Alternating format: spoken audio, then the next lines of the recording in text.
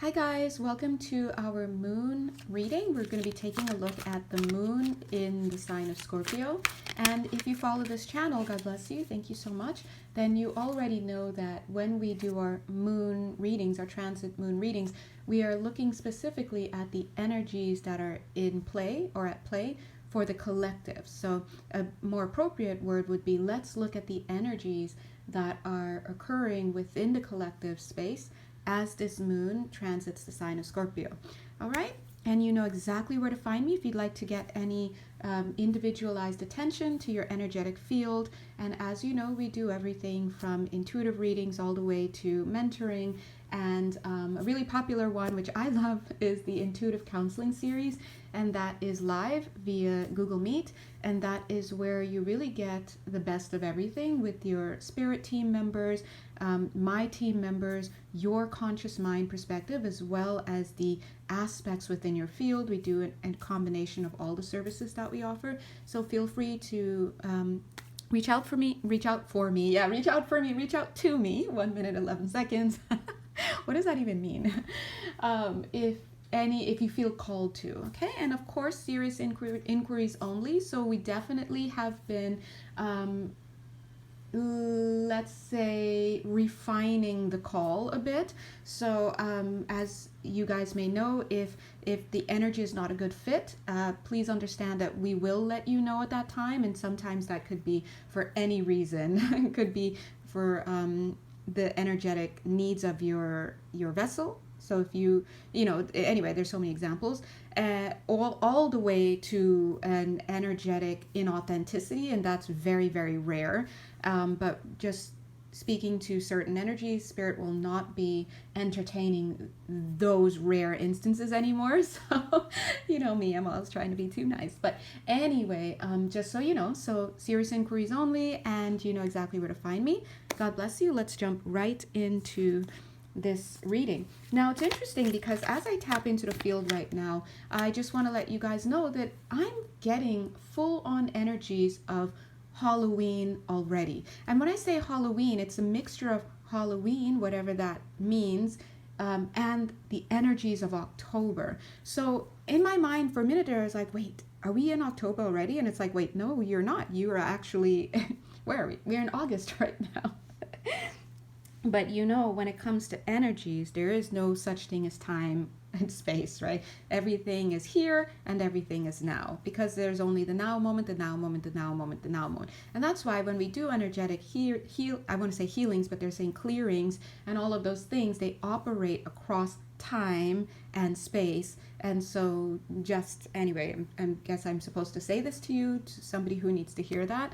So we're somehow tapping into some energies that relate to October, and it feels very Halloween-y to me, so it's telling me a little bit towards the later end of October. That being said, this is not necessarily about that time strictly, but there's something to be said for that. I'm also feeling some grandmotherly energies around. I'm also getting that for some of you guys. They're saying that these energies are playing now and can even extend all the way to the end of October. Thanks, guys. Yay! I'm getting that if you guys are being entertained by offers of any distinction, whether it's an offer in your business, you know, new clients, if it's an offer in your release, look at that. I meant to say relationships, but they said release. If it's offers in your relationship, so someone's trying to proposition you in any way, or just offers in terms of on an energetic level, maybe there are people, places, things, situations, groups, whatever, that are energetically here already reaching out to work with you, to connect with you, to make love to you, whatever, to have your artwork, whatever it is, it's engagement, right? And maybe those things haven't come in as yet for you in the physical realm, but Spirit is saying to choose wisely, right? Choose wisely in the sense of, you know, start asking for what you want in a more refined way, in a more defined way as well. So no more of this, I want a job that pays my bills. I mean, of course, yeah, you can get a job that pays your bills, but are you shooting up the streets of your city and making boatloads of money to pay your bills? And then some? Or are you in divine service to this health and well-being of not only yourself, but all other beings as well, and you're being paid for that? So you see, definition is needed. And some people may be like, oh, but why can't God just know, or source or whatever, just know what I'm asking for? Well, because hey, when you do that, you're giving up your right, by choice. You may not see it as a choice, but from a higher perspective, remember, spirit recognizes your sovereignty. And it so respects your sovereignty and your will, your free will to choose your experience, that it will not stop you from running yourself into the ground. It will, if that's what it sees that that's what you want, as long as what you're going towards does not obstruct your learning, your soul's learning within the boundaries of your soul's curriculum for this lifetime, you're going to experience that. And that's why we have to understand that your choices do have consequences. And when we keep trying to put the onus of our responsibility outside of us, whether it's to God, to Jesus, to your parents, blaming other people, blaming the environment, what you're doing, you may see yourself as helpless. Look at the hands, they're like mimicking here. You may see yourself as helpless, but spirit is not seeing you that way. The lords of karma are not seeing you that way. And the reason why is because you are not that way. In fact, you can come into my doors and, gently and lovingly will be like, you're not that way. You can come in meek and mild and feeling like you're this and that. And we're seeing dominance, right? We're seeing your shadows. We're seeing your alchemy. We're seeing your agency. So always remember, whether or not you are perceiving of yourself as being in control or a leader or a victim or whatever, spirit sees your sovereignty, and they join you at your level of consciousness, whether that's you still in your victim story, you in your pride story, you in your meek and mild story, whatever it is, they join you at that level of your belief to appeal to you. It's like casting, what do you call it? A hook. Some of us respond really well to bacon. Hey, I love me some bacon, right?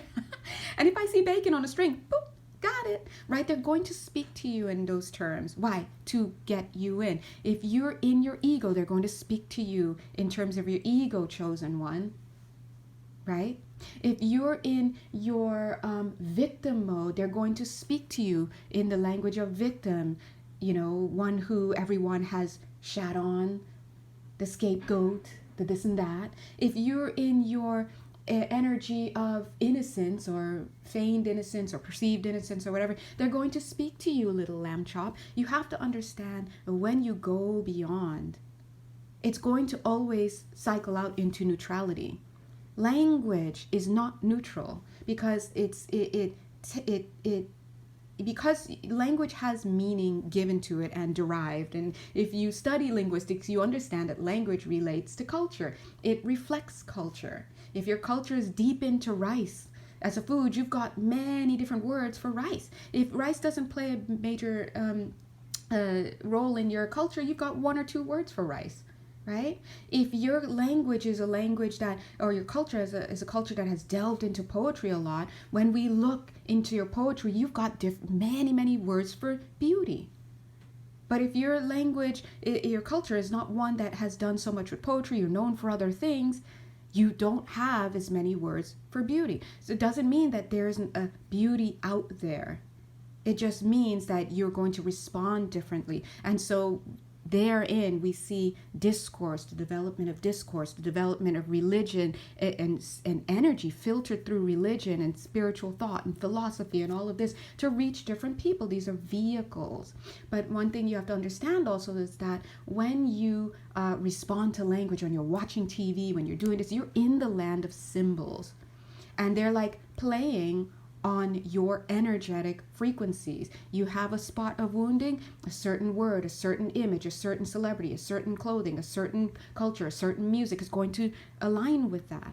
If you have if you have a major creative streak running through your energy field and it's active right now, you're in a creative space in your world, things that seem creative to you, language that's flourishing, colors that are doing something, they're going to appeal to you, whereas black and white, unless that is seeming creative to you, is going to fall by your wayside. So you have to understand, when we talk about liberating oneself, releasing oneself, waking up, healing your perceptions, we're trying to get across to you guys, you are the players upon the field. 10 minutes, 10 seconds. You are thinking for yourself, perceiving for yourself. You are a sovereign being. But it is your job to understand what that means. What that means is you're a channel. You're a channel. You are just like everybody else. You're a conduit for something. But the question is, what are you allowing? There's the agency. What are you allowing yourself to be a conduit for? Are you allowing yourself to be a conduit for love? Letting yourself have the frequencies of love, high vibrations, flow through as purely as possible, neutrally, without bias, right? This is what we're talking about. Independent of mainstream ideas, independent of value judgments, independent of creating special relationships. This one's better than that. This one's more than this. Independent of your energetic blockages, the meanings that you have made and been conditioned to continue to make. 11 minutes, 11 seconds. How clear of a channel are you? Right? Or are you a conduit for all sorts of, I'm just hearing, it's like discord. Discordant energies. Pure discordancy. I made that up maybe. Discord. And yes, discord or cacophony can have its place. You know, if you're feeling rage inside, you want to rage against the machine, you want to do all this, you've got energies in your field that are discordant. Guess which music is going to appeal to you? Guess which industries are built upon those frequencies, right? You can still have a more placid expression of self, but you've got rage underneath. So I don't care if you're a nun, if you're a priest, if you're a monk, if you're a holy man, if you're whatever you say you are. It's the frequency underneath. Because you can have these social designations and not have the heart, not have the character. And so you want to ask yourself, well, how can I know? But where's the discernment and spirit? You're showing me the card. They're showing me it's always going to be about the heart. And we're not talking about heart like I love you and this and that and I love you, look at what I sacrificed for you. That's not what we're talking about. We're talking about an energetic designation, a frequency. And it's very simple in the sense that if your energy is, your energy field, your auric field, the you that is you, right? Which is more than just your body. You're only perceiving of your body because you're using your physical eyes. Your physical eyes and your physical faculties are organs of the physical plane. That's their they're the manifestations of your non-physical levels of faculties, which are much more honed than these. When you hone your clairaudience, your clairsentience and all that stuff, you're perceiving more of the body. So you're seeing metaphysically beyond the physical. You're hearing, you're sensing, you're smelling, you're tasting, you're knowing beyond the organs and the faculties of your physical mind. But your heart, going back to the point, your energetic frequency of the heart is what is going to create the conditions for you to receive the divine. So when we talk about the key of the future and moving into the heart space, we're talking about creating an activated heart chakra. To do that, you must confront your pain, because you must look at the things that scare you, that cause you pain. If something causes you pain, if something ruffles your feathers, if something causes you indignation, if something makes you feel unsettled, if something just don't sit right, if something seems wrong, all of these things are all different ways of your heart saying, hey, something's in here that's blocking the flow through this chakra, that's lowering the vibration of my energetic field. It's a very friendly way of saying, clean me. Clean me, clean me. Think of your body as your cute little car that is like, you know, you walk by and you're walking down through the parking lot and you see someone's car and it's so dusty and you just want to write clean me and have a little laugh or whatever, right? It's kind of like that, but we get so used to navigating our world with I want to say dirty vessels, but let's change that, because now we're in the land of language. Some people will say, I'm not dirty, Because it's going to trigger their ego. Semantics, dirty, unclear, weighed down, obstructed, blocked, conditioned, programmed, whatever your language is that you need, Spirit's going to join you at your level of experience, at your learning, at your discourse level to get across to you. Understand that Spirit is neutral. It's a neutral energy. If something triggers you, whether it's a word, a person, an appearance, you may be triggered by my voice. You may not like my tone. You may not whatever. You don't like being told what to do. Some of you don't see it as being told what to do. Some of you are like, oh, this is interesting. Some of you are going to take it home and work with it and sit down and really sit with it. Others are going to discard it. It doesn't matter. It's up to you. But the point I'm saying is energy, answers, love, frequencies, purity, all of these things are around you and they're trying to get through to you. But what's blocking it? Your own meaning making. That's it. It's your own meaning making. And so that's why when we talk about healing your body physically, we have physical doctors, they do surgeries, they do transfusions, they do, chemo, they do all sorts of stuff to heal the body, stitching, blah, blah, blah, blah, blah. But those are never going to be the root causes for what manifests at the level of physicality in your body and in your environment. To heal any roots of anything, you have to get higher in frequency. You have to go beyond the physical, because the physical is a manifestation of what? Non-physical processes. What's creating the obstructions, the energetic blockages at these different levels of your field? Your beliefs. And that's why when they say thoughts are things are just another perfect example of how the language of our reality sits right in front of us. And we've been conditioned out of believing it or even taking it seriously. And what's worse, we deride other people. Some people pick up arms and kill other people, decimate whole cultures and civilizations because they can't see the connection.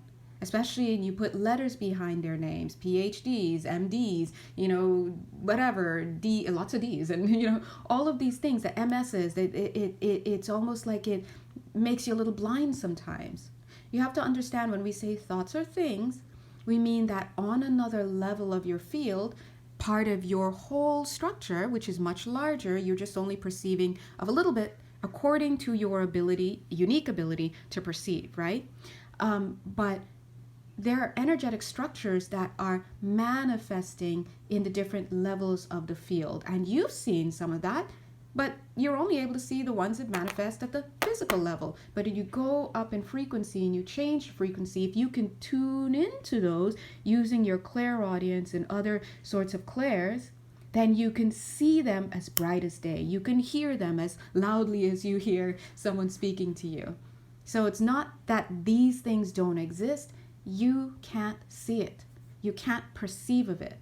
And so if you have found yourself in a place where you are hurting other people, being condescending towards them, dismissing them, lowering their frequencies and their ability to express what from a higher experience in a higher land is truth, then whose fault is that? This is how we pick up karma in many ways. And we're down here and we're like, well, I didn't know that. How am I supposed to know that? Well, it is your job to open up to learning more. And this takes lifetimes. Why? Because we have programming. So anyway, thoughts are things because on different levels of the field, we have consciousness. We have thoughts that appear non-physical to us from this perspective, but when we raise our frequency upwards and get closer, as I said, at 19 minutes and 19 seconds, get closer to the frequency of the thing, it appears more solid because we're coming into congruence. And this is why we understand that if you are at a low frequency of being, of thinking, and you're dabbling and you're all in these low frequencies, you're going to struggle much harder than another person to really see the beauty, see the light, see, you know, when people are so deep in their stuff, they may go days without smiling. And if they laugh at something, it's toxic humor, right? So we have to understand that your energy field is programmed in many ways. And if we understand spirit and the flow of divinity to actually be a neutral thing, neither up, down, in, out, whatever, just higher and lower in frequency, it's energy, then we have to ask, well, what is the quality of my energy field? And simply put, hey, just like me and just like everybody else, we all are beautiful divine sparks of love, but not everybody, you know, everybody's got shadows. I have shadows. Why do you think I can see shadows? I do shadow work. And, you know, if you spot them, you got them. I have the flavor for it, so I can somehow spot these things, right? And so I guess it's to assist others. But the point I'm saying is nobody is free of these things. Nobody is unweighed down by something. But it's your job to start to understand what is in your field. How are your unloving beliefs, your thoughts and stuff, manifesting into things in your physical environment? Because you see, 21 minutes, 12 seconds to 112, thoughts are things. So if something is a thing and it's physical to you, then your answer is clear. Oh, 21 minutes, 21 seconds, I'm in the physical realm. I'm coming from a physical perspective and I'm observing something at the physical level of experience. But I know that there are non-physical level frequencies and versions of this very thing. If I don't like what I'm seeing here in this past moment, that is my physical reality in this present, then I know I need to raise my consciousness. I need to get into the non-physical now moment, and I need to what? Clear my energy field. So if you'd like to create a difference in your reality, and if you'd like to really be of a higher service to others, and I mean the highest of service, what you're doing is you're learning to jettison the lower frequencies from your energetic field. But you have to understand that's not an outside job, 22 minutes, 11 seconds. That is an inside job. And that means basically healing your perceptions, healing your beliefs. You heal the core belief, 22 minutes, 22 seconds, and it cycles through the rest of your field to manifest as a change in the thoughts you think, in the feelings you feel, in the reactions, the gut reactions, in the actions that you take, in the effect that you have. Let's talk about the effect that you have. Just because someone donates money, someone gives you a ride, someone gets a job at the head of an organization and donates this and that, and just because their face is plastered everywhere and they're liberating people in, you know, physical circumstances and stuff. Yes, somebody is now possibly, maybe, moved out of poverty because of that.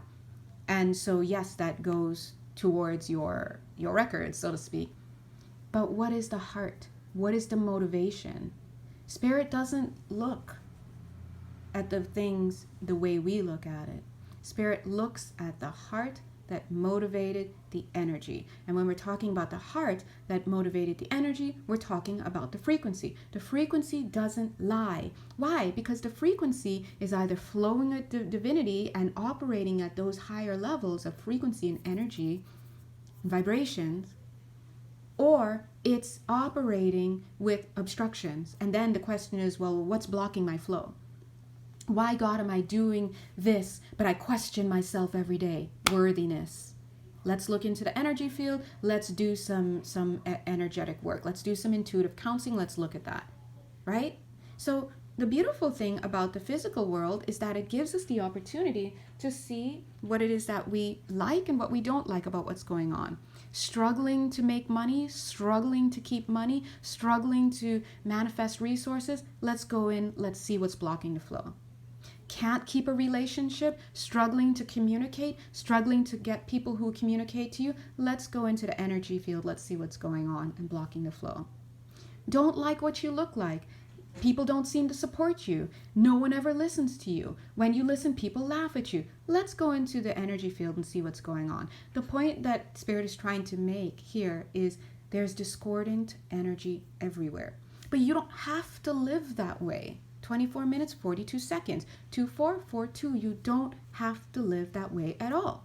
But your question that you have to ask is, and we all understand this, how do I make changes to my energy field? How can I do this when I've been hurt so much? Victim.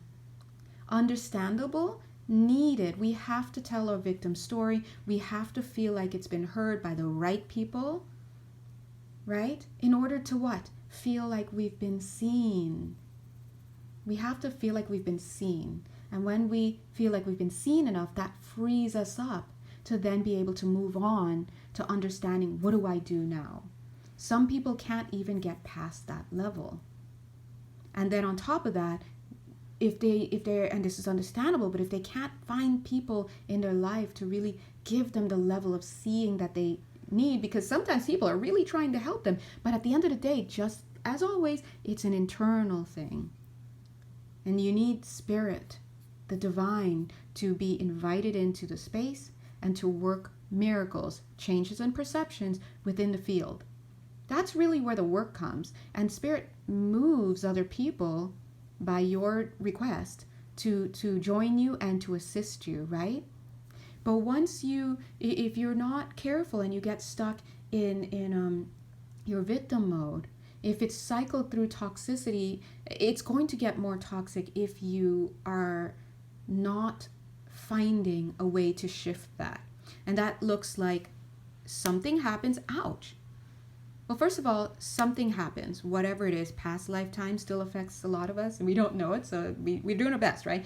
But something happens, and that's all it is. Something happens. There's no up, down, right, wrong. Something happens. You attach a meaning to it. And I'll explain that to you.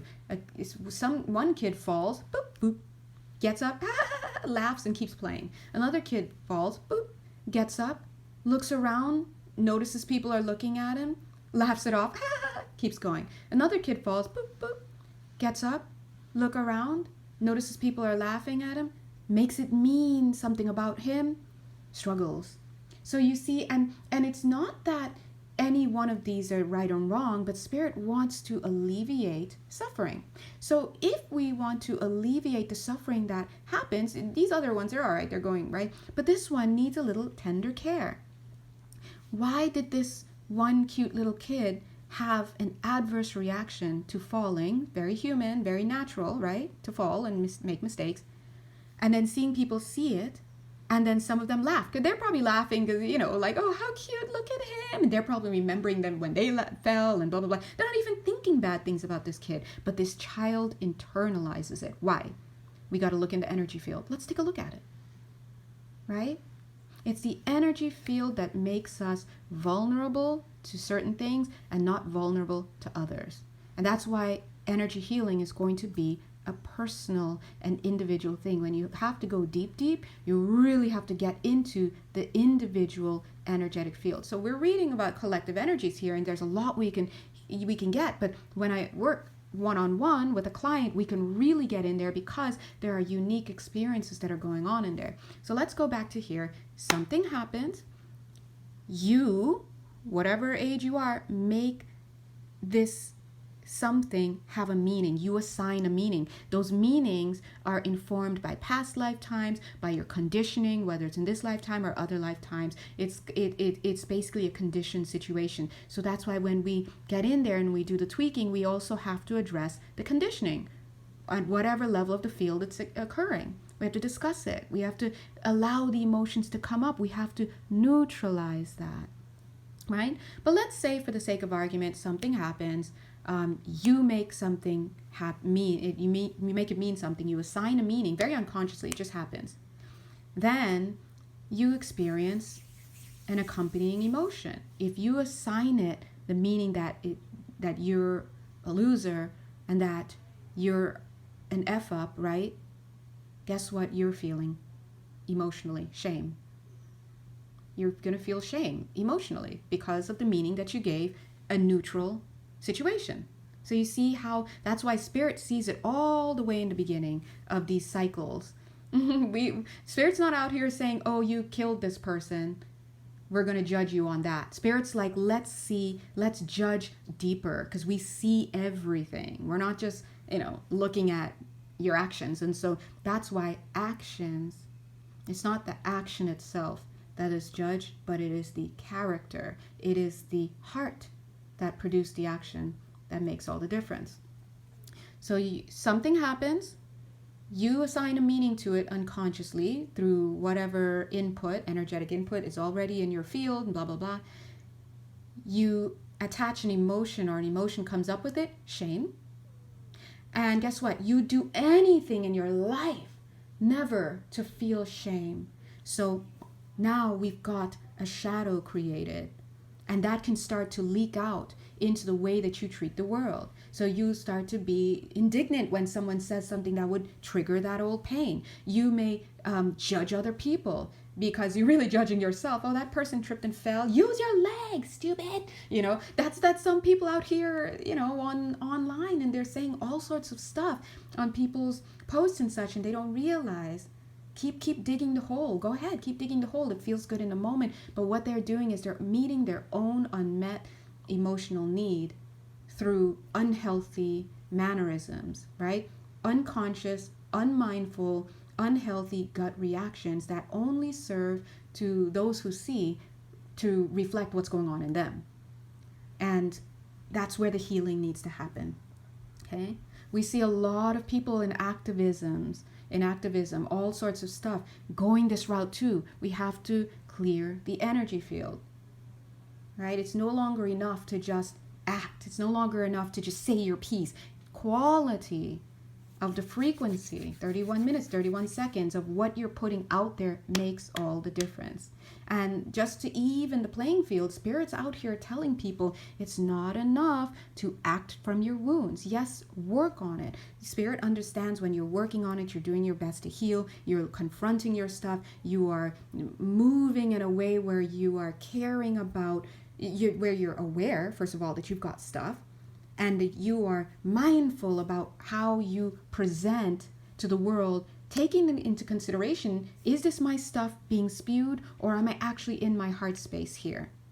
Most people that we see on TV championing things and heading organizations and all that, this is what it means when it's said their heart is not in the right place. But they may fit the bill, they look the bill, they sound the bill, they have the education, they've got the money, they've got the this, the that, the veneer. So people in droves just latch on to these people without understanding that there's a lot that maybe this person who has a wide arena is doing to adversely affect the people that they spew to, that they speak to. So I don't know, it's a little bit hard, because it's not hard actually once you really start to use your eyes and your heart to discern. Two people can champion the same cause and even do the same actions, but one of those people will have to answer for their energy that they're putting out there. So please, again, always remember, it's not the action that Spirit is looking at, 33 minutes, 11 seconds, in so much as the energetic heart that motivated the action. Okay? Anyway, so once you so let's say that something happens, you make something, you assign a meaning to it based on the energetic quality and frequencies in your field already, the structures in your field, 33 minutes, 33 seconds. If you can't see beyond the blockages, you're going to make something mean, have an unloving, adverse meaning to it. So let's say that you felt, you saw yourself as being an F up, and that's what you deduced from a moment of just tripping, poop, and falling gently, and people kind of laughed at you, God bless your buttons, right? And then on top of that, you're going to attach shame. That's the emotion you're going to put to it. But let's say that no one came to your rescue when you were crying, and you were sad about it, and you started to have grief about it. Understandably, this is all of us. We carry so much grief from lifetimes. So when we get together, that's what we do. We clear a lot of this grief by bringing it up to surface and looking at it. But let's say that your need to be met and accompanied in your sadness goes unanswered. That sadness turns to grief. It goes unanswered. People can't speak to you in the way that you need. They don't have the compassion around you. They're not loving enough around you. Whatever it is, you're not getting your needs met. Guess what that turns to? Anger. And you start getting angry. And anger, we all have anger. I have anger. You have anger. We all have anger, right? Because anger is basically unexpressed sadness, unaccompanied sadness. Mommy didn't see me. Daddy didn't see me. The divine didn't see me. These are meanings that you're making all of this mean. And it just compounds and compounds till you start to get angry. Guess what happens when your anger doesn't get noticed? You start to move into the energy of resentment, right? You start to resent the people around you, resent the job that you're in. Why? Because you're really angry, because no one listened, and now I'm starting to get angry and resented because I'm seeing myself as helpless to change the situation. That's how the anger turns to resentment. If you can feel that you can have your needs met and transform that energy, what are we resentful for? Take control. So by the time you're hitting resentment, you're in victim energy. And it may even express as martyr energy. Look at this guy. Take me, I guess I'm just a whipping boy. Martyr energy. Victim energy. Everything always happens to me. No one listens to me. Learned helplessness after a while. And sometimes, a lot of times, it is just our conditioning, especially in childhood and of course past lifetimes, that keep us in this realm of learned helplessness. But you have to identify it. You're in victim mode. You haven't had your victim story seen. When should it have been seen? As the child, when you, in a moment when you had that feeling and you got up and you were sad and you started trembling and no one joined you. If someone joins you in that moment, a healthy mother, a healthy father, a healthy adult, a healthy whatever, they can they can assist you with alchemizing that moment, neutralizing that moment, dispelling any beliefs that you will create, any meanings that you will put. That's why we love these cool big brothers and big sisters, and they're like, what are you crying for? Come here, bring it in.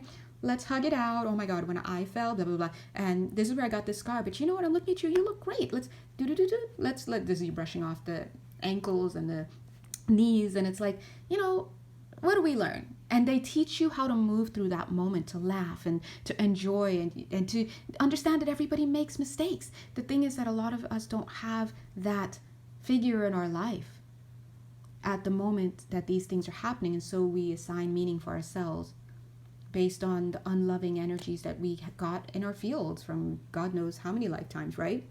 But anyway, you can see how it graduates all the way into resentment. And guess what? When you're resentful of things, if that even stays and it's not met, guess what that turns into? B word, bitterness. Now you're in, get off my lawn. Resentful is you looking out the window, these damn kids. Can't they play somewhere else? Oh my God. Bitterness, opening the door, get off my lawn. I'm calling the cops. I'm bitter. I'm upset. I've got a chip on my shoulder because no one listens to me. Well, I'm going to show you. Now we're getting into rage, right? Bitterness turns into rage. And rage is the kind of energy where someone's like, hey, can I borrow your pencil or your pen? And you look up and you're like, you snap the pencil. What did you say? The person's like, whoa, you know what? Yeah, I think I'm just going to go. I'll just write with my blood, but thank you, and I'm so sorry to interrupt you. That's what rage is. That's why when people go into rage, they just see red. What's the impetus?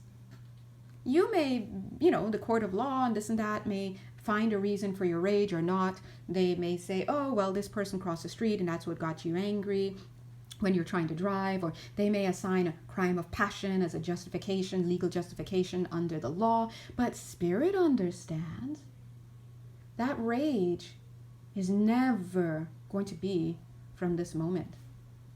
That's some way back stuff, from some initial core level misinterpretation stuff. And then me, as your energetic healer and whoever you're working with shamanically and all that, we're trying to locate that in your field. Is that something that it was initialized in this meaning? Was it initialized in this lifetime or was it elsewhere? Well, either way, we're going to get it, right? And so the point is, you now at the conscious mind level, when you're ready to look at it, because by the time you're in rage, you're really not really trying to be open and listening to people. And you have to understand that so many of us walk the earth with rage, and it takes a keen eye to see that. Many of the people that you watch on TV are walking balls of rage. Your celebrities, your role models, this and that, they're enraged, and you can't see it because the third eye is not honed. And on top of that, you're conditioned to revere human beings that should not be elevated to that level. A lot of them do not have the energetic frequency to be considered a role model. They're just like the rest of us. They've just chosen to incarnate as, whatever, a celebrity, a politician, an NPO person, a nonprofit organization, an artist and a musician, or it doesn't matter where you are, who you are. You wrote these 10 million books. You can carry rage. And for those who see it, they will see it. Why? What are they looking at? The heart. Are they looking at the heart with their physical eyes? No. They're looking at the frequency. Just like you can kind of look at someone and kind of energetically see their energetic persuasions. Oh, this person practices Wicca. Oh, that person is into Buddhism. Oh, this person has music coming right off of them. And then when you talk to them, they're like, oh yeah, I've been a musician for a long time. Or yeah, I used to practice Wicca when I was younger, and and these days I'm doing other stuff, and or yeah, I am big into Buddhism. I don't really share it with people, and right? You can see rage, you can see ego, you can see everything upon the energetic space. But here's the thing. This is when we're dealing with shadow work. We're going to zoom out a little bit. When you're dealing with shadow work, all that means is that we are looking at the things with the beliefs within, beliefs and things, same thing. Thoughts are things, right? The beliefs within our energy field that we unconsciously hold. It's unconscious. Why? Because it's too painful to even look at 41 minutes, 41 seconds. Why is it painful? Because on some level of your field, unconscious, very, very, very, very deep, you believe that being identified with or as that belief is just the worst thing that could ever happen. And it's tantamount to being pushed out of heaven. It's almost like saying, I'm not allowed, but God doesn't love me. And people don't understand that at the base and at the root of every single person's issues, I don't care who you are, my issues, your issues, the Dalai Lama's issues, is going to be the root cause. And the root cause is separation. It's a belief in separation from God. That's the original sin, the original missing of the mark, the original, let's neutralize the language, the original point of contention is a core wrongful belief. 42 minutes, 42 seconds, that you've been kicked out of source. You've been disapproved of by God, by your creator. And at all the way back to our level of experience here, conscious mind, hey everybody, I just came from McDonald's. Hey everyone, I just finished making a paper airplane. At this level, we can't even begin to understand how that framework couched in terms of the self meeting the divine and being found wanting can have anything to do with us turning down that job. But it's all related to that. And that's why Source continues to say at the highest levels of divinity to remind you, hey, there was never a separation. But what meaning can that have to a conscious mind that can't even recognize that 2 years ago when it had a breakup with the love of its life, that it was feeling a sense of unworthiness or jealousy? We can't even, like, on a good day, locate all of these hidden feelings. We need a therapist to come in, right? We need friends to kind of point out, well, hey, you say you don't hate your mother, but look at this, that, and this. I mean, you're moving like someone who hates your mother, and then you're like, oh, I guess I am angry with my mother. Oh, no. And then you come to your friendly local reader, hi, and I'm like, you're enraged by your mother's very presence. And this is going on for like 10 lifetimes. And here's the initial thing. Here's what happened. Let's look at it. 'Cause now that energy being seen starts to be able to have a name and have a face. And now we can look at it and release, right? And so Spirit's trying to say there is a need, collectively speaking, as a species, for an emptying of the energy fields, purification, whatever you want to say. But it starts first by looking at that which you don't want to look at, that which scares you so much to do so. And here's what I'll bring to this conversation. Spirit is also saying that even though we are being encouraged, nay, have to use that word, nay, comma, asked, requested by our loving spirit teams to start turning an inward eye to self, because they know that that's where the only problem is. The problem is inside. And I say problem because the idea is we want to let you feel the richness, the fullness of what is really here for you. And based on the stuff we're seeing in your field, you know what, you're not even feeling it. And you're walking the earth in the shadow. Let's turn inward. Oh, you're walking the earth and acting with other shadow beings, other shadows, creating karma for yourself. This is what it means to be stuck. See, this is why when you get stuck, focusing on the external, you get stuck. Now it becomes we're fighting wars, we're tit for tat, we're this and that. Instead, come up here into yourself, look at your stuff, look at your ego, look at your shadows.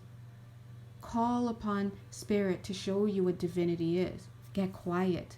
There was a reason why way back in the day, when people wanted to connect with God or they underwent initiations, what did they do? They may have covered their faces with veils, whatever, gone into silence, engaged in fasting, went to a nearby rock somewhere and ostracized themselves. Why? This all has energetic implications. 46 minutes, 46 seconds. From an energy healing perspective, is very, very, very simple.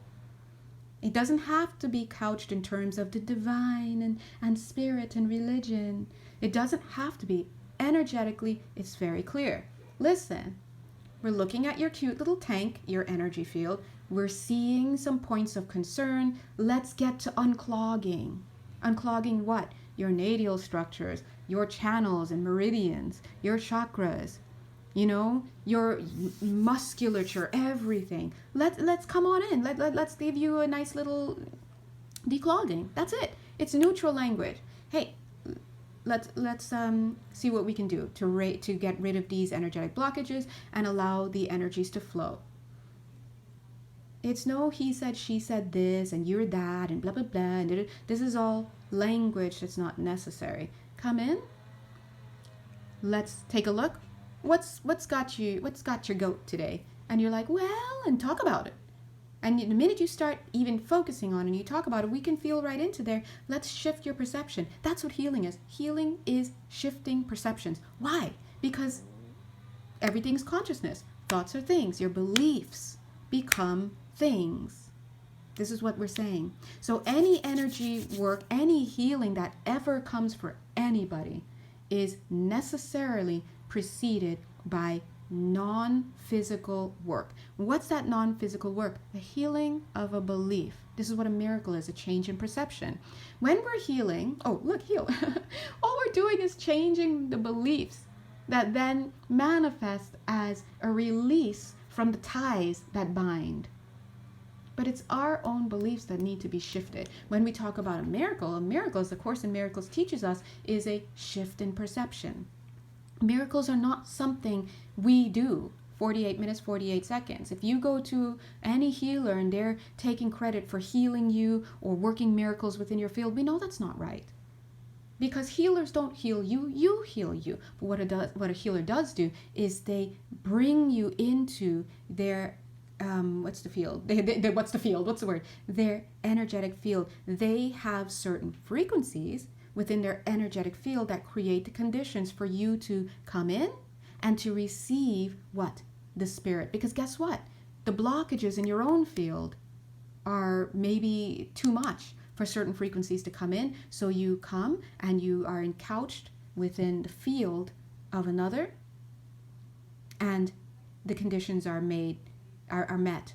So think of it like a cute little pit stop. This is all discourse and all language. Notice how you can think of it as this big thing like, oh my God, I'm receiving the light or you can just think of it like, oh, hey, spirit guides, I'm feeling a little thing on my shoulder. Can we like do a little pit stop thing? Spirit's out here, like, sure, because spirit's not connected to language. You see? So if you understand the language means nothing except the meaning that you give it, then you can also understand how society in many ways creates and conditions you to create special relationships. All of a sudden now you're giving your power away because you've been conditioned by this head of this religious organization or this head of this corporation that is selling everybody something that everybody wants to buy, or this learned folk here that all you're doing in those moments are making an agreement within yourself to give your power to something else outside of you that's really just reflecting an internal imbalance on the inside. You're giving that power away to them, and on top of that, you're elevating all these people, these celebrities, billions of dollars to perform for 1 hour. Those billions of dollars could be liberating continents, right? You're giving your power and your money, and money is power. It's your own energy, your attention, your focus, your belief, your arms. Many of you will take up arms against someone who says something different about somebody that you're now leveling up to the level of worship. A lot of people are buying into the leveling up of themselves to worship, to be worshipped. And that's why it's all fun and games, as we always say, to be the main character. Yes, for some people who really see themselves as trash, for example, words like that, you're the main character, can liberate them enough to get them to a place. Remember, spirit joins you where you are, can, get them to a place where spirit can start to move them back towards the neutral. The reality is no one is more special than anyone else.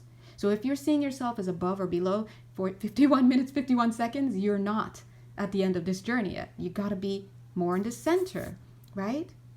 So that's why we start to understand it's got to be individual for the field. When we feel into your energy field, what could you use? So spirit may need to meet some people where they are. They feel low about themselves. So spirit will attract them with words like, hello, chosen one.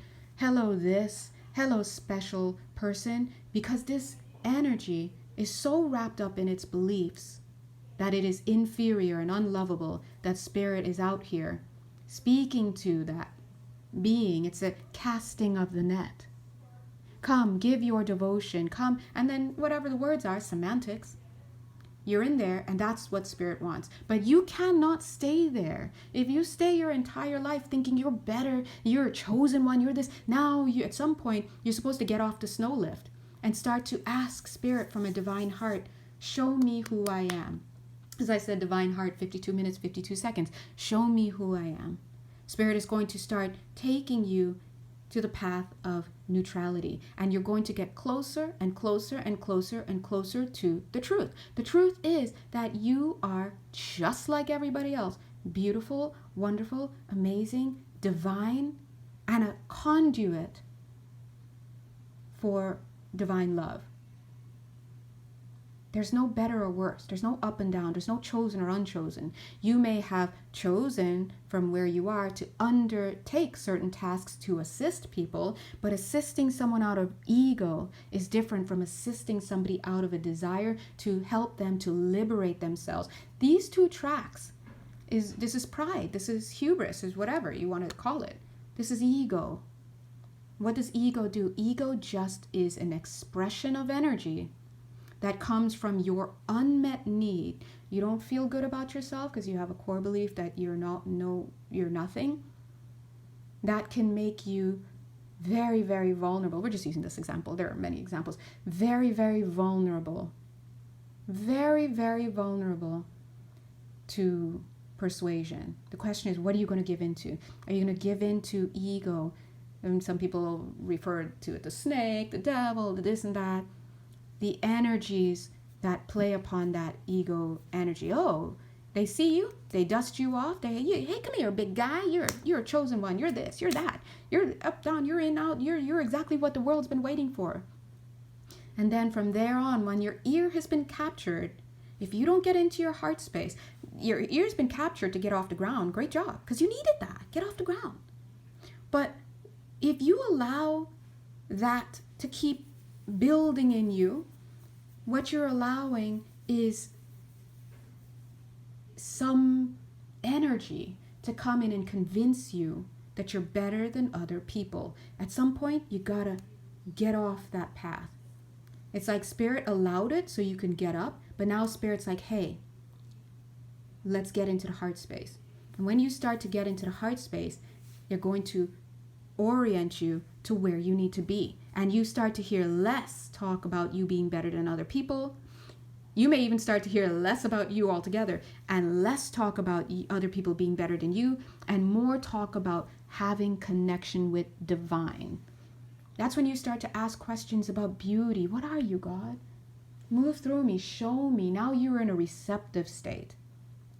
Do you understand? So a lot of people are in their pain, and they're caused by their own core misbelief from a long time ago and perpetuated till, I guess, this lifetime. And they are privy to the language that will appeal to their unmet wounds. And this is where the choosing starts. I have a tummy ache. Am I going to take this drug, or am I going to eat? Okay? I feel angry. Am I going to go blow something up? Start an organization? Right? Write a few books? Tell-alls? Okay? When you're reading tell-alls, be mindful. Yes, it's great to hear this person's experience in their tell-all book, but where are they at in their journey? Have they gone out the other side and they're neutral and they're coming back to share a journey, or are they still in their pain and victim story and all of this, and they're enlivening within other people stories and methods and stuff, but they haven't really given away to move through that? What are we doing? This is discernment. Discernment. Know what you're looking at so that you can make informed decisions. Now, also, what are you doing? What are you doing? Let's talk about that. A lot of people are just walking through their life. Wow, a new flavor comes out in this coffee house. I'm going to go drink it. And now it's part of my culture. Every fall we're drinking that. And this is a thing. And oh, I'm this and that. Oh, I'm going to go out tonight because I want to hang out. I want to let loose. I should dress like this. I should look like this. Oh, this person said that. And it's all fun and games. It's great. But you have to be mindful. This is what it means to be conscious. And it's all fun and games if like, oh my God, whatever. But when it gets to places where now you're in positions to hire people, you're in positions to fire people, you're in positions to bring people into homes because you're a real estate broker or somebody along those lines, you're in a position to make a new family that moved into this neighborhood feel welcome or not in a space that they have now settled into.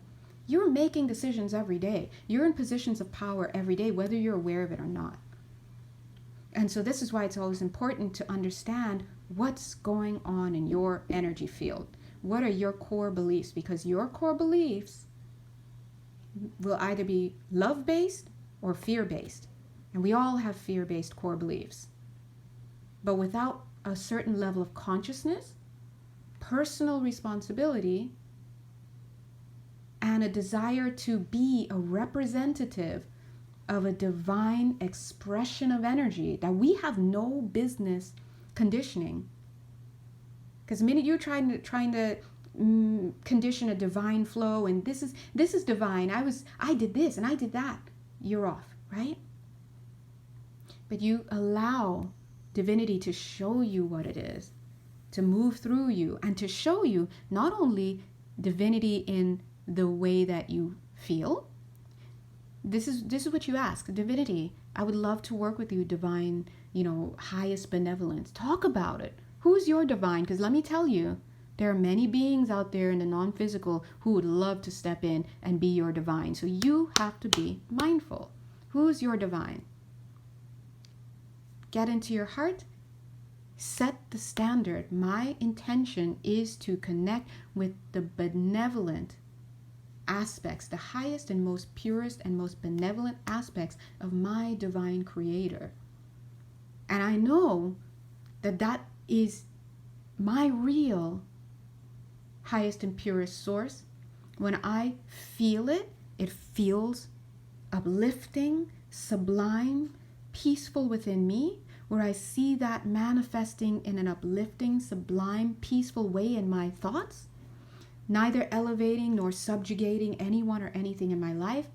So mind, emotions, when I see that filtering through and healing as I go, my beliefs, I see changes within myself. And those changes are manifest in the way that I act and express myself in the space. And very important, I see the positive, peaceful, healing effects in my environment upon other people. That's following through. If the heart is out, and if you're following false path, people, any one of those things will not be there. And spirit, when you hit that divinity and you really allow yourself to be in the flow, that's when you start to realize it was never about me controlling anything. The problem was that, as A Course in Miracles says, the authority problem. I think I'm in control. But I'm out here any given Sunday praying and telling people, let God, Jesus. No. Get into alignment with the frequency that is of the highest and purest vibrations. Just as the guides say, put yourself in the path of that field. Let that divine energy of the highest and purest benevolent energies. When you say those benevolence and all that stuff, there are beings that can't align with the benevolence. They don't have the heart. When you start to align and you just say, shower on me, show me. Spirit's like, okay, we'll show you. Just stick with us. We'll show you. Look at this. Notice it was here. Awaiting results. We are going to show you.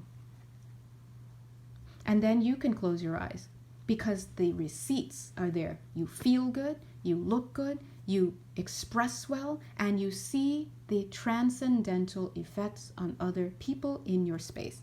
And guess what? If Spirit is saying these are not people whose hearts can be changed at this time, because, like everyone's got their time, then guess what? You move. But you don't move. You are moved by the divine because you're the cute little fish swimming in the direction of Source. So all we're seeing, I'm going to zoom out a little bit more, all we're seeing macroscopically is a huge, in all the world and lifetimes, is a massive dialogue that is occurring between the self at this level and God or the divine. We understand that when somebody's mad at work and this and that, or they feel like they always have something to prove, guess what? They're not talking to you. They're having a dialogue with someone who's not in the room. And from what we can tell, they clearly are mad at their father. They're talking to their father right now in this marriage. They're talking to their father right now in this office when they're talking to the boss. They're answering back to a voice that is no longer embodied in their life because it's unresolved. It's the same thing from a higher perspective. And very, very simply put, and remember, the simplest truths take lifetimes to arrive at viscerally, to re-arrive at viscerally, because we have to decode, we have to deprogram the conditioning, right? But the simplest statement here is everybody, people blame God. They're angry with God because they think that God, whatever that is, we don't need to know, we don't care. That's the language of discourse here, and we're not there. They're angry with God for kicking them out of heaven. Erroneous belief. Because what is the truth? The truth is there was never a separation. You perceive of separateness because you have obstacles in your energy field that are blocking. This is what makes all the difference in what? Your perception. And so that's why when we heal our perceptions, what we're doing is we're healing our beliefs. In order to really get back onto the path of what is real, only love is real, we must surrender to something that is outside of our experience. And we want to make sure that what we're asking as sovereign beings, because you're out here asking, what you're asking for is something that is not here to feed your ego and your unmet wounds. You weren't seen as a child, so now you're going to make sure everybody hears you. You weren't loved as a child, so you're going to make sure you put yourself on everybody's newspaper and this and that. Don't ask for energies to come in to feed your pain. You ask for divinity that is yours already. You're asking for your divinity, higher self, to come in to your field, to meet you at this level of your consciousness, and to assist you in getting out of the program. Some people will call it the matrix. Doesn't matter what it's called. That's language of discourse. Okay? To get you out of what? Your beliefs. And bring you back into what? Reality. And what does A Course in Miracles teach us? Only love is real. If you're seeing pain, if you're feeling suffering, if you're not, you're still in it, right? And that's why, what did I say about Buddha? Buddha is said to be the messenger that what? Woke up. And what did he do? According to the stories, what did Buddha do as soon as he woke up? He disappeared from the world. How can you disappear from the world unless you were just dreaming the world based on your own unmet needs, your pains, or your beliefs? What is he said to have done? He's said to have sat, to have learned, to have done all this. And when he had his awakening, he was no longer beholden to the falseness of what he had before. Look at this person. Falseness. Wake up. Wake up to what? Your agency, your sovereignty, and understand what that means. If you are a sovereign being and spirit is looking at you, I don't care how old you are, 3 months, in utero, 112, you are a sovereign being from the mindset and the higher perspective of spirit, of the divine. You are a very advanced energy who has taken to physicality. But the level of density that you've had to drop in order to exist here in this physical space is very much. And coming along with that is sheer conditioning, lifetimes of it. When you start to awaken, you start to see the prisons within which you are choosing to reside. Okay? And I know that sounds a lot for a lot of people to take, because maybe along your spiritual journey or your energetic journey or whatever words you want to call it, you're not ready to take on agency, to understand how your thoughts and beliefs have led to the very suffering that you have in this lifetime, because suffering is deep. Why do you think God sends so many people down here, so many beings actually, to embody human bodies to assist others, right? We have a term, you guys know the term bodhisattva. What is a bodhisattva? It's the same as a Buddha. What's the difference? Buddha leaves the world, I can never say this word, bodhisattvas stay behind. What do? They are Buddhas too, but they've chosen to stay behind and keep incarnating to what? Assist humanity. All right? So I would just say a few things in ending here. Number one, do not deride your messengers. I know the guides keep talking about that, but people are just so in the net, in the internet, right? The webs that have been woven for them by the educational system. I don't care what your degree is. I don't care if you're literate. Show me the heart. By their social status. What do you look like? I don't care if you look like the hegemony of your country. I don't care if you look like the underlings of your society according to them. Show me the heart. The money. I don't care how much money you have in your bank account. I'm not looking at your bank account. That's a past situation as far as I'm concerned. I'm looking at your spirit, at your metal. When I look in your eyes, when I see your energy field, I'm seeing it. I'm looking for the heart. And this is not linked to your actions. It's the heart that led to those actions, that manifested those actions, right? I'm not looking for your gender. I don't care how you identify. I don't care what your labels are. A lot of you need labels because you're speaking to your unmet pain. A lot of you don't want to use labels for other people or for yourself because you're speaking to your unmet pain. This is discourse. Show me your heart. I don't care what countries you've been to, how worldly you are, what your house looks like, what clothes you're wearing, how long your hair is, how clear your skin is. I don't really care. Spirit doesn't care. These are physical life things that you're going to give up at the end of this physical experience. When you lose the body and you raise back into the reality, which is the non-physical field. We're looking at the heart. What did you do here? It's going to be simple. Did you use your 24 hours every day and your beliefs? Did you use your mind wisely? Did you activate your heart? Did you practice moderation in all that you did to the best of your ability?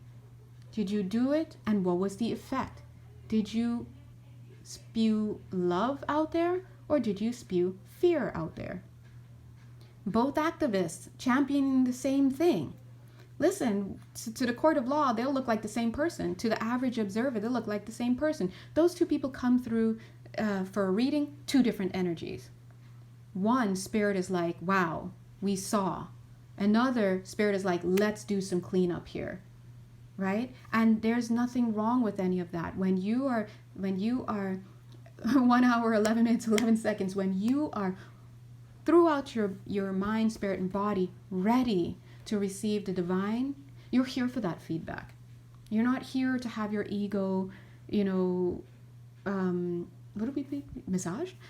Your ego stroked, that's it. You're here to hear what needs to be heard. And you also understand that spirit is not here to break hearts. Spirit doesn't come with that energy. And if you're working with healers that come with that energy, you got to start asking yourself why.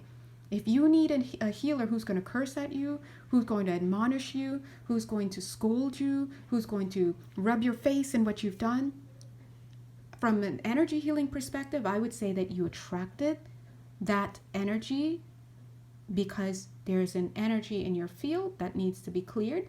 It is a core belief that you deserve to be punished.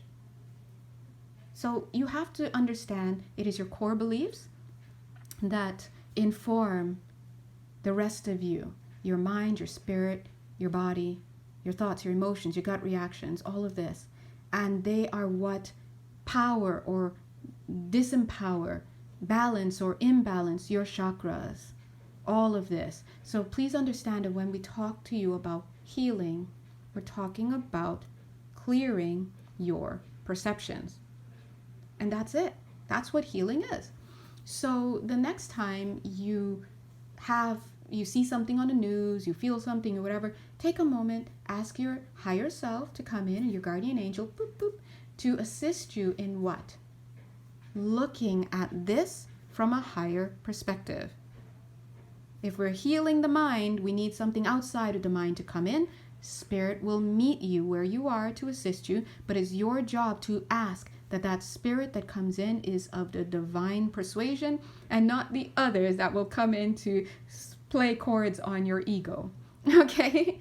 And this is what's underlying discernment, capital D.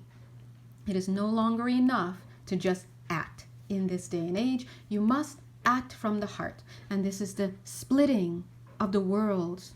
You can live in a completely different world to other people if you condition, look at this person doing that, if you condition your beliefs to vibrate with love. And then you know that you will be unblocking your channels, and guess what you're becoming? A pure conduit for spirit to move through you and to be of assistance to others, whether you know it or not. And the last thing, I said there were two things. And the second thing that I'm just going to put it out there. God bless, we've been putting it out there. Do not trust your TV when you hear about our galactic cousins. You notice the age of Aquarius is going to have innovations in all sorts of stuff, and we're going to have the introduction at the mainstream level of ET discourse.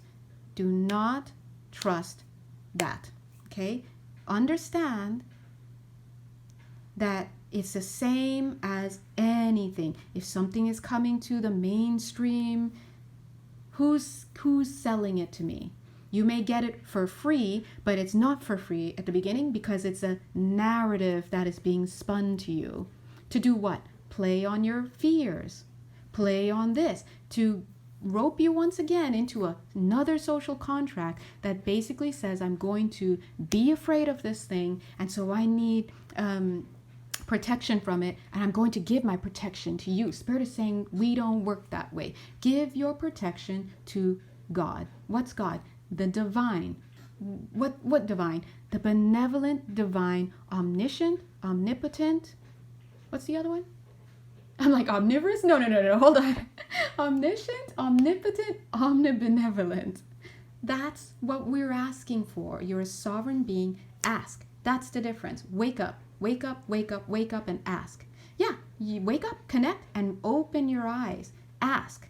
And that looks like, hey, I see that the government, I see that these, whatever organizations, whatever is engaging with you on this discourse, I see that they're starting to make their way into my consciousness through movies, through this and that. And technology that is not so open, but anyway, I do not choose to participate in the narrative creations of those who do not align with my highest good. We saw this all the time. Next thing, now you're having separate bathrooms for people who seem like aliens. Next thing, we're burning people at the stake for people who seem like aliens. He's a shapeshifter. She's a shapeshifter. Get out of all that. It's stupidity. When you align with your heart, and it's very simple. You might be like, but Jay, what do I do? Like, okay, just watch this video. What do I do? Well, what you do is drink some water, and you say to yourself, I'm okay. I'm fine. And I'm ready.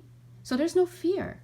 Wow, that was really interesting. That's an interesting take on what's going on, Jay. Okay. Thank you, spirit guides. Thank you, higher self. I bring myself now into alignment with my highest and most optimal timeline. For whom? Myself. If you continue to pray that simple prayer, and you can get triggered by the word prayer if that's where your trigger is, but if you set that intention, pray that prayer, speak to the universe, open into your heart, whatever semantically you need to hear, just make it your divine will to be moved along by your optimal timeline. And that is a recognition of, number one, your sovereignty. Number two, your unique energetic signature, your Akashic records, your current soul curriculum, which is connected to other soul curriculums that you already have going on, perceived by us as being in your future or your past. You are setting an intention to move to your own tune, your optimal tune. When you say optimal, what you're doing is you are making a decision for something that is in your best interest, but you're leaving the form of how that request is filled up to spirit. So this is a meeting with spirit. I surrender to what? My optimal timeline, my optimal awareness, my optimal wisdom, my optimal health and well-being. And when you align that, look at this guy, he's like, hey, when you align that with that, you follow through. And now you are starting to agree with the way you're feeling in your body. And guess what spirit does? This is where the miracles start coming in. It starts happening on the daily that you have to stop sharing what it is that you're telling people because they don't believe you now. You're outside of the matrix, or whatever words people want to use these days. You're outside of the mainstream society. You're seeing, you're experiencing, you're feeling things. You're hitting that level of avatarness that you could not do on your own. But it starts with what? Your divine intention, because you cannot do for yourself. It is like asking a computer with a virus to clear itself. You have to bring in an antivirus, something from outside. But it's your job, and remember this as a sovereign being. If you remember nothing here that I said, just remember, you have to ask for your optimal health and well-being, the timelines of your optimal health and well-being. And you have to set the intention that the assistance that you receive is also within your divine and optimal timeline. Because something you can't see from this level of experience, boop, is that there are many influences at play. Not just the institutions, not just the ghosts that wander around, not just the astral energies that are there are other beings, and we won't need to even get into that, right? You set the intention for your optimal timeline, you buckle up, and you pay attention, and you start to discern, is this along my optimal timeline or not? Is this person or this being or this discourse or this coach I'm working with or anything, any noun, is this job appealing to my core unmet wounds and my pain and my grief and my need for ego and to feel like I'm something? Or is it calling me to higher expression, to love myself, to accept myself, to look at my shadows, to understand my victimization, but to transcend it, to extend love to others, to be a divine conduit, to be an eternal student, to step into leadership? And if this is where you're trying to go in that upper way, you're going to have to release the chains that bind. And welcome, they say, as I'm hearing them say, to the age of Aquarius.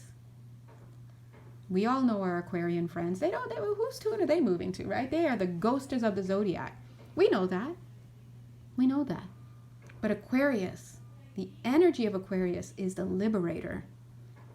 But as the guides have been saying recently, if you, and a lot of you who watch this channel, thank you, by the way, yay. You're here to lead. You're here for work. You're here to lead. You're here for work, work, work, work, work. Lead, lead, lead, lead, lead. In order to lead, you must heal so that you can get into what? Your divinity, and then you lead. And then Spirit will send you the people that you can assist and that can assist you in turn. You are not to see yourself as better than anybody. You're here because you, for whatever reason, have been asked to be here, and you're meeting Spirit and showing up for your assignment in a way where you are getting yourself into the frequency that is needed. And Spirit will always give you a tap on the shoulder like, hey, you're acting outside of the scope of your employment. Yes, you're here to be an activist, but we want you to do it the right way, the higher vibrational way. Because when you liberate people, you only can go through the heart. You cannot liberate people through the mind. You must exemplify the frequency that reminds them of home. And it pulls them out of their bitterness and the newsletters they write, the organizations they open, the books they construct, the videos they put out there, all of this, they liberate them from the bitterness and the lower energies and the toxicity that they have put into those things. So you're there to assist them in cleaning up their energetic vibration. Why? So that they can lead with cleanliness and they can capture the hearts of others. This is what it means to have a spiritual war. In a sense, it's very religious terminology, but if you know, we're not dealing with religion and all of this on this channel. We're looking at the energy. You can think of it as a frequency thing. But you understand the tools that are being used to disseminate, right? I mean, I'm just saying. So this is a time to wake up. And you may not be popular, right? You may not be popular getting all the views and the sponsorships and this and that, but you stay true to what it is that your divine assignment is. And when your heart's in the right place, you're not caring about that because God pays your bills God finds your clients. God sends you to your jobs. God sends people to you. So you have to understand that. And the one thing that they said this week is now people in energetic leadership, heart-based leadership are taking their posts now. But their directives are changing. The directive now is that you only speak to those who can receive. Don't waste your time. Don't waste your time. Now you may be like, but Spirit, Spirit doesn't waste time. And yeah, if you're struggling, if someone is struggling and they're deriding you, they're humiliating you, they're sullying you in any way, this is an indication that maybe there are some blockages that they need to continue working on elsewhere, because they're not ready to hear what you have to say. And that is not a good or bad thing. This is about efficiency. That's all it is. It's energy. If the blockages are too much, what you're putting cannot get in.